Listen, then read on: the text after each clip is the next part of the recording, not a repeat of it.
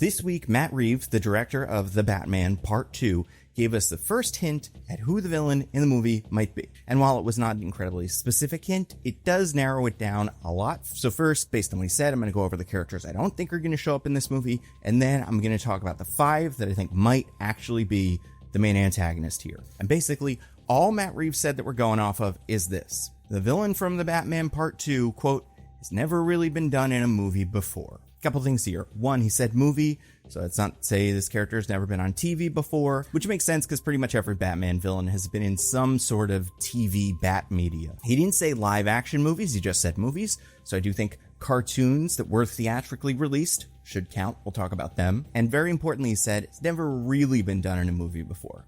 Now I think that is specifically cover for one movie, and that is the Lego Batman movie. As we all know, and this came up on my famous episode of Actually, pretty much every Batman villain, including some really obscure ones, make an appearance in the theatrically released Lego Batman movie. Some of them get actual speaking parts and even like cars, but a lot of the other ones are just around in the background there. So like the Mutant Leader or Dr. Phosphorus or Kite Man or the Eraser, like so many Batman villains have been on screen because of the Lego Batman movie. So that's what I think never really been done on screen is. I imagine one of these characters was there, but didn't really do anything significant. So first, I'm going to go over all the Batman villains that I think the phrase has never really been done in a movie for disqualifies. Then we're going to talk about the characters that I think have a good shot of making it into this movie. I have narrowed it down to a list of kind of 5.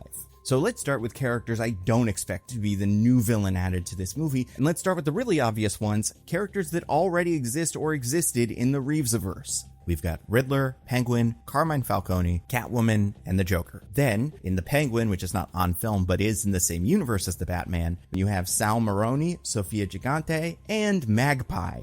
Then let's talk about all the other theatrically released Batman movies. Start with the Adam West movie. That gives you Catwoman, Joker, Penguin, and Riddler. Then we look at what I call the pre-Nolan era of Batman movies. You've got a Joker, a Penguin, a Catwoman, Max Schreck, Two-Face, Riddler, Mr. Freeze, Poison Ivy, Bane, and another Catwoman, this time the Patience version from the Catwoman movie, who is, a Batman villain and does appear on screen even though it's not in a Batman movie. And then in the Nolan era, you've got Ra's al Ghul, Falcone, Scarecrow, Joker, the Calculator. Yes, I know he's never called that in the movie, but he does say, I'm good with calculation. So I'm counting it. Maroni, Two-Face, Bane, Catwoman, and Talia al Ghul. And then the post-Nolan era gives us KG Beast, Deadshot, Joker, Harley Quinn, Killer Croc, Deathstroke, sort of, Black Mask, Victor Zsasz, Polka Dot Man, Ratcatcher 2, Savant, Weasel, Calendar Man, a different Joker, and a different Harley. Also, I know I said Lego Batman movie,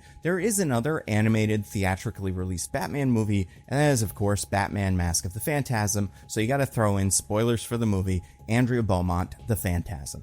And let's not forget, Deathstroke is the villain in Teen Titans Go to the Movies, which was also released in theaters. Also, I'm kind of willing to throw in Dr. Phosphorus here, even though The Creature Commandos was not a movie and does not take place in the Reeves-averse, but I would be shocked if Matt Reeves decided to use a character that was so recently introduced to the public. Same goes for White Rabbit. And finally, because it seems like Clayface is going to come out before The Batman Part 2, Clayface is probably also off the table. And I think that counts for all the Clayfaces because there are so many.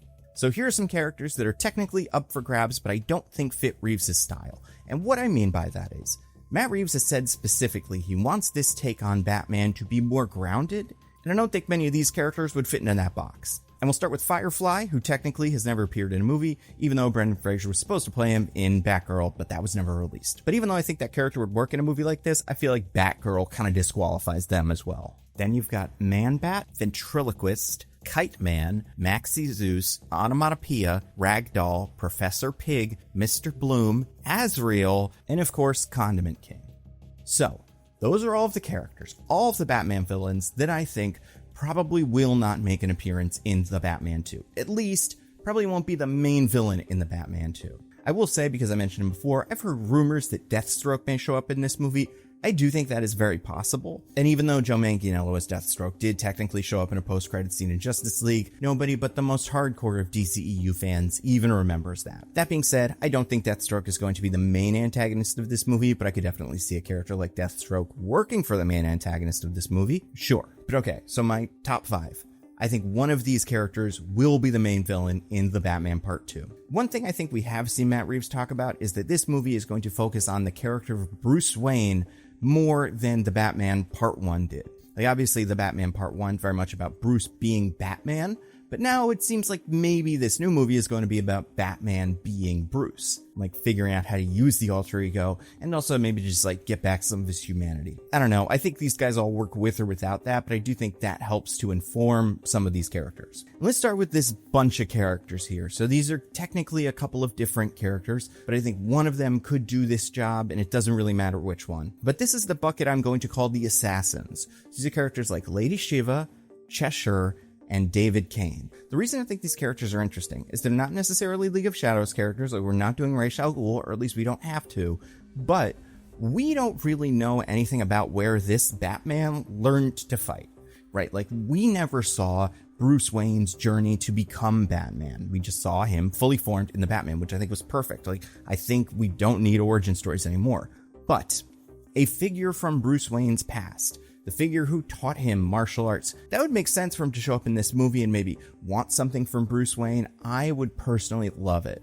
Because we don't know if we're going to get a Robin in this movie. I think it's possible. I think the fact that Brave and the Bold is also doing a Robin means, like, I don't think it's super likely that we'll get it here. But we totally could. I don't think that's off the table. But part of me, just because we do know Brave and the Bold is probably going to be Robin focused, would love it. And I think this would work really well for Pattinson Batman if one of the plot lines of this movie involved Cassandra Cain showing up in Gotham, and then Batman teaching her to be a superhero, going from orphan to Batgirl. Like, I really like that character. I think she crosses over a lot with what Damian Wayne is, right? They were both children raised from birth to become assassin killing machines, where Damian Wayne is this kind of spunky, bratty child. Cassandra Cain uses her combat to speak for her. She doesn't speak outside of that. And I think it could be kind of cool if you introduce a character like Cassandra Cain, who needs to be mentored by Batman, but is not his son. Like, I think the reason Damian never fully works for me is I'm just not interested in the idea of what if Bruce Wayne had a son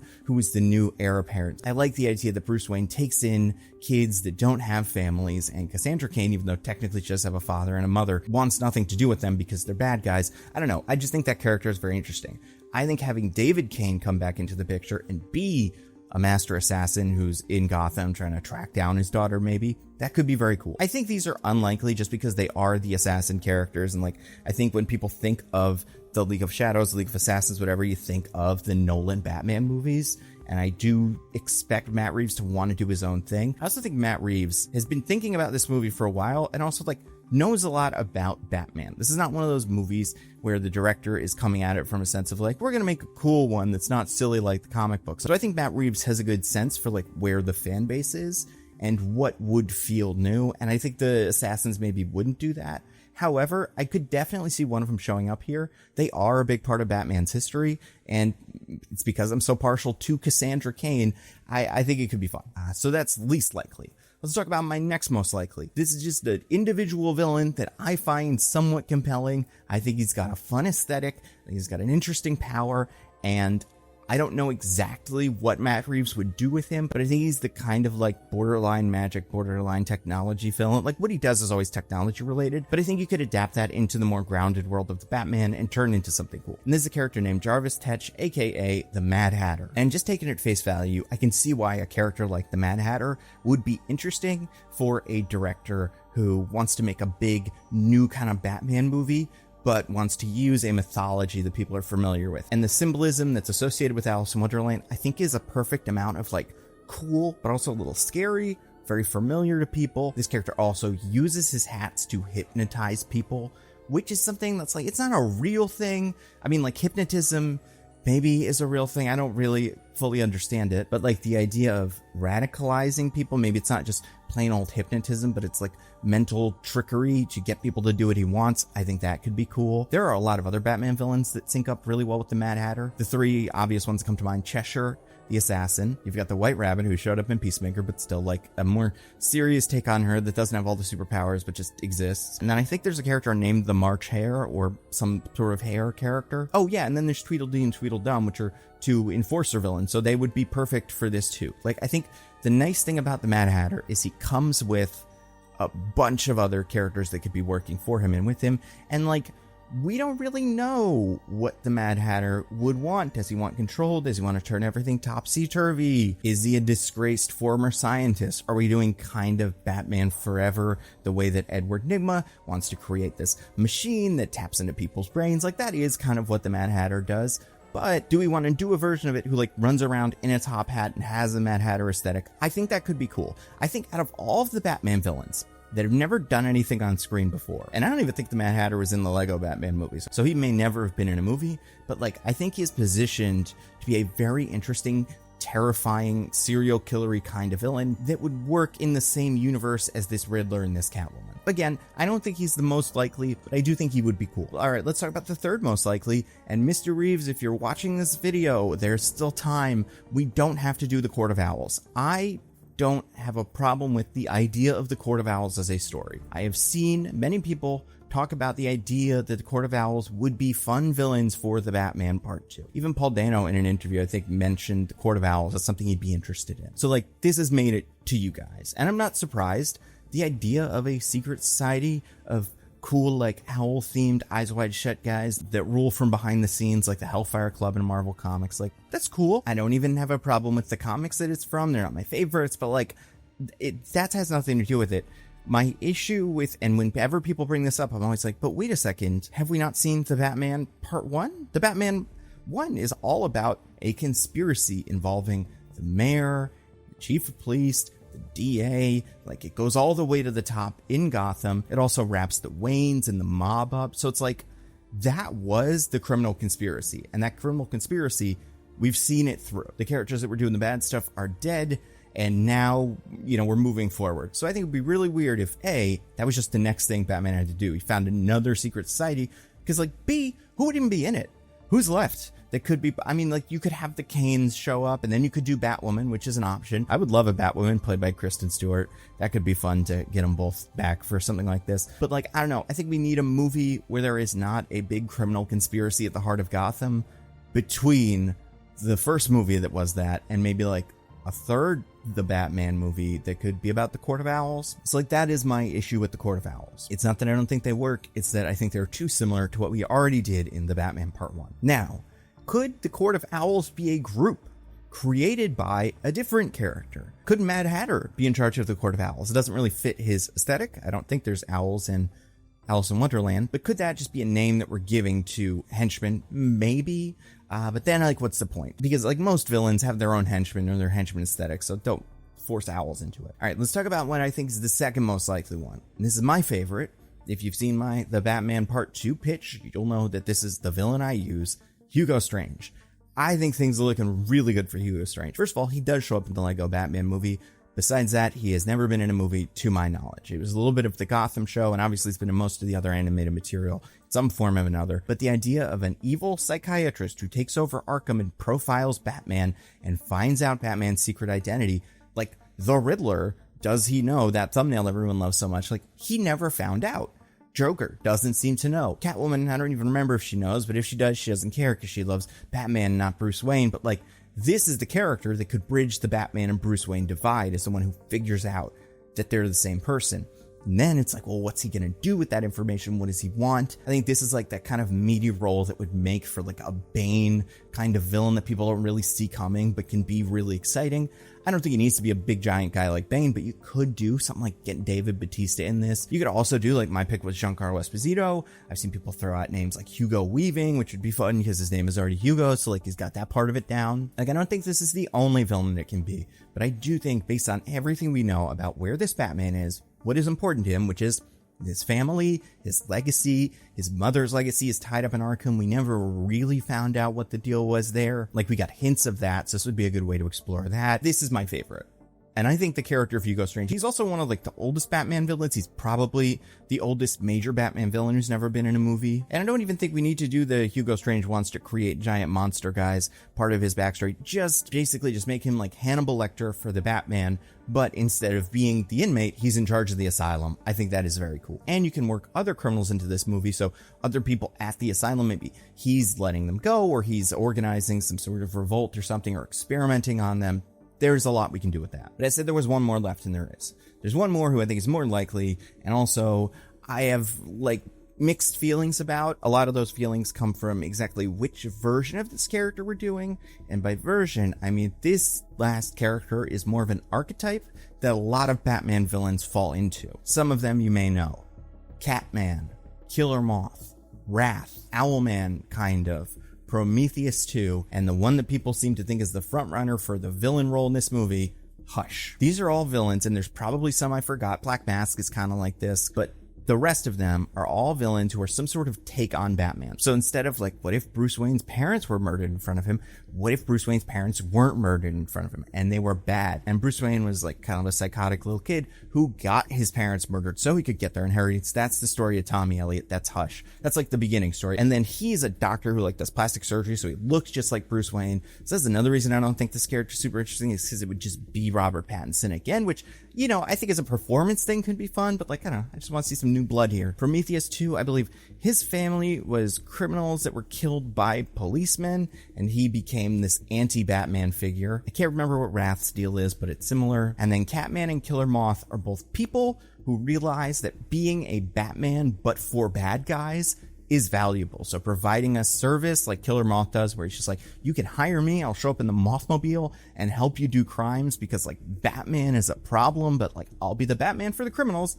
Or Catman, I don't remember exactly what his deal originally was. They've kind of retconned him to be a little bit like Kraven in the Kraven the Hunter movie, but like Catman used to be like another version of Batman who was a criminal. And then there's Owlman, who is the Batman on Earth 3, the nihilistic Batman a lot of people are familiar with from the animated movie. I can't remember which one. I guess it's got to be like Justice League versus the Crime Syndicate. I can't remember what that one's called, but like that one has Owlman. He's got a very cool monologue about nihilism.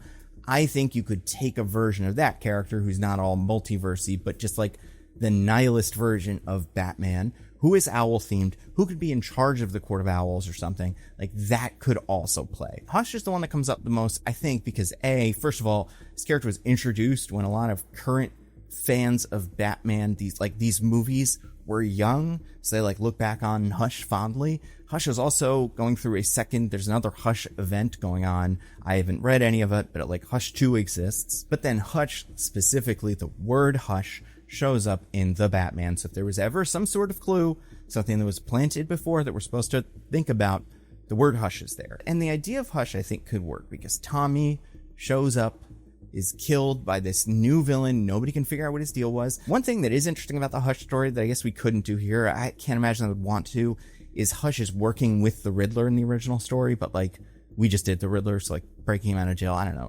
I want new blood. I want to meet new characters. And eventually Bruce Wayne's childhood friend, Tommy, who like Tommy killed his own parents, he fakes his death and then comes back looking like Bruce Wayne because he's a very skilled surgeon. I believe he gets like plastic surgery, tries to take his place. I don't know, man. I think my thing with Hush, I don't think Hush is a terrible villain or anything like that. I just don't think this character, who clearly was set up to be part of Batman's rogues gallery, really like fit in or has a lane that's interesting, especially since, like I was saying, so many of these other characters have already done a take on Batman, some sort of corrupted version of the Batman story. Also, he doesn't really have like a concise gimmick. He is a surgeon, so he's like a bandaged face, but he also has a jacket and these guns, and the whole deal with him originally was you're not supposed to know who he is. Like, it's not supposed to be clear, but like that means he feels kind of generic compared to some of these other characters like Mad Hatter, who's just an Alice in Wonderland villain, or like Dr. Hugo Strange, who is a mad scientist. Like, I don't know. I personally am not an enormous fan of Hush. Now, out of all of those evil Batman figures that I named, Hush is probably the best pick, unless you do like a Hush Owlman, like merge those characters where it's the backstory of Hush, but instead of turning into what looks like kind of a mummy guy with a coat and some guns, he turns into Owlman and forms the Court of Owls. Like, you can even make that connection between like Tommy's old money family and the conspiracy to control Gotham that the Owls would be part of. It could work. You can also make this character Talon, who is one of the soldiers, and I believe that is usually the distinction given to one guy who was the main soldier for the Brotherhood of Owls. I can't remember, because then I think later you just had multiple Talons showing up. But like, I think for a while, and I want to say like Nightwing was a Talon, and and now I'm like, remember, did he get his memory erased or was doing undercover? I can't remember, but like, I think at that point he was Talon. That was the guy. But again, it comes down to like, what does this character bring out of Bruce Wayne? Why is Bruce Wayne trying to be Bruce Wayne and trying to like really take hold of that public identity? Why does Hush showing up make that difficult? Is it because this character just only has a beef with Bruce Wayne, like only wants to kill Bruce Wayne? I don't know. I'm not sold. But I do think, based on the fact that he's the only character that was referenced in the previous movie, I think Hush is probably the most likely, but in my heart, think Hugo Strange could work. I think you could do Hugo Strange and Hush. I think you could do Hugo Strange and the Court of Owls. He could be a member or the leader of the Court of Owls. You could do Mad Hatter and Hugo Strange. Mad Hatter could be one of the patients at Arkham. And obviously, you could do Mad Hatter and Cheshire and some of the assassins that fit into his gimmick. Like, you could mix and match these characters. I think personally the most compelling one is Hugo Strange, and if you've never seen it, go back and watch my The Batman Part 2 pitch on Nando View Movies. I think it holds up really well, and it's the kind of Hugo Strange that I've always kind of imagined would work with this character. But, you know, it could be a completely different version of Hugo Strange, and that could work too. But more than anything else, I trust Matt Reeves. I think most of what he's made has been very good. I think The Batman is excellent, so I'm sure whoever Matt Reeves picks, it's going to be somebody interesting. I really hope, fingers crossed, The Batman Part 2 is going to be really good, because I just like everything they've done so far, and I think those movies are cool. You know what else is cool is Nebula. Because Nebula, as I'm sure you know by now, but if you have not heard of it before, is a subscription streaming service that me and a bunch of my YouTuber friends helped to create. Is a platform where we're free to not have to worry about the algorithm. I put all my videos, my Nando View Movies videos, and my Nando Cut videos up early. So if you want to see my next video now, which is about the Serpent Society in the MCU and why that's kind of a mess, you can watch that early, or you can wait until it comes onto YouTube in like, I don't know, like couple weeks, a month or whatever. Like, who wants to wait? It's fun to watch stuff now. This video was early on Nebula. You can watch it, you know, maybe a couple hours early, but still, all the videos early, ad-free. You can download them on your phone, so that's nice. You don't have to worry about like taking up all the data. But then the most exciting thing right now is our production of Nebula Originals. So these are like movies, short films, plays, documentaries. These are all created by Nebula. So these are our people. These all tend to be projects the creators are really passionate about, and we're able to put out like some really cool stuff. Patrick Willems has a short film coming out very soon that they just put a teaser out for called The Dinner Plan, which like, it's not out yet, but like I've talked to Patrick about it. It's very fun. I don't want to just like tell you everything about it, but like it's cool. And it has people you definitely recognize, like John Hodgman's in it, Zach Cherry is in it. And then we have another show coming out called Subliminal, which Patrick directed an episode of, which I wrote an episode of. It is an anthology. You will see so much stuff for it in the future. When the trailer is out, I will be sharing it constantly. But if you want to, A, see all our videos early, get access to all of that, and B, help us creators make all this cool stuff that we could not make by ourselves, give Nebula a look, because it's great, and it is a steal at $60 a year or $5 a month. But if you go to go.nebula.tv/thenandocut, you can get a year of Nebula for $36. That is just $3 a month. It is an incredible deal. Go check it out now. So that's it. Thank you for watching, everybody. Stay safe. I'll see you next time.